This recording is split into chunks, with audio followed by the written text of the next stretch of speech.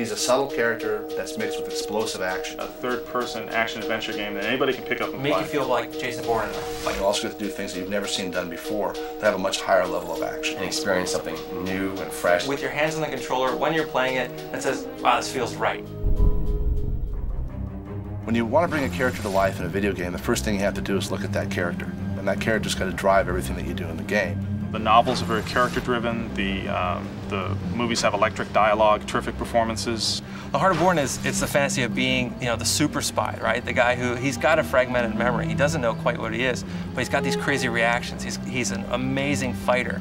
It starts all the way from visual development with our concept artists coming up with a look for the character. We sent a small core team to Paris and Marseille and other parts of Europe when we first started the project. From our viewpoint, there are two Bournes. There's the guy who's reclaiming his memory in the first movie, The Bourne Identity, and then there's the guy that he was before that, the assassin. We do a series of flashback missions where we're able to see Bourne as his full-blown assassin self.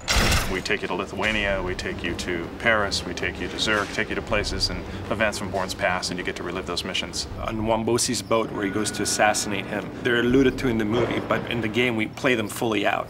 We have various vision modes that the player can activate that allow him to see the world as Jason sees the world. That's what we're calling in the game Bourne awareness, your ability to look around the game and be able to assess your environment. A lot of audio is tied to that. The audio ducks and there's sort of stingers and cues to the player that he is in this heightened state.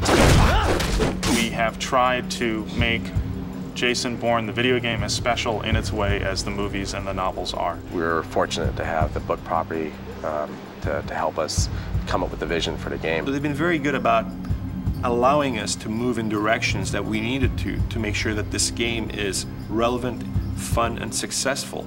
We are delivering on their vision of what the Ludlum estate is all about.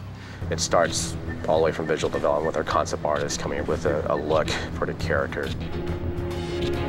And so we'll get the right people together. That means programmers and animators and a cinematic guy, our camera specialist. Small teams, but each team contains all the disciplines. And then let them do their job. Let them be really creative and deliver something spectacular. One of the advantages we have at High Moon Studios is we are a one-stop shop. We can do almost everything under one roof here. We have our own motion capture studio. We have an extensive production art department. We have a sound department. We're really kind of a mini movie studio on our own. In the Bourne movies, he uses a Filipino martial art called Kali, and which is what we adapted for the game using Jeff Amata, who's the fight coordinator of the movies. So we zeroed in on the fight style. That was our primary goal, is make you feel like Jason Bourne in a fight.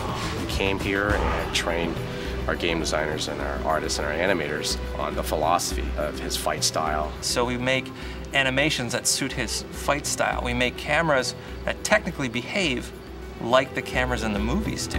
Handheld, free camera, and try to get that feeling that you're actually in there, in the game with the player. I think we have a really good suite of tools here on the camera side. How can we really push the boundaries of video game development? He's using objects in the world that you wouldn't think of as weapons. He's a guy that finds stuff. He'll be able to kill you with a paperback book. He can knock you out with a pencil. So you can fight one guy, you can fight two guys. 3 guys, 4 guys all at once and takes them down. This kind of fight dance, this slow-mo, fast-mo kind of cool piece that feels very Bourne-like. It's ultimately a game. It's something you hold in your hands and you move the thumbsticks and you push the buttons, and that first and foremost has to feel good. Our job is to reward players with a fun experience. And we're using every trick that we have in the bag, and we're inventing new tricks all the time. As a industry, I think we're starting to embrace finding the heart of your property and delivering what the consumer wants. We hope this is going to be really fresh, really interactive, at the same time cinematic to a degree that fans haven't seen in a video game before. We're at that stage right now, working on the game, where every day it just gets better and better.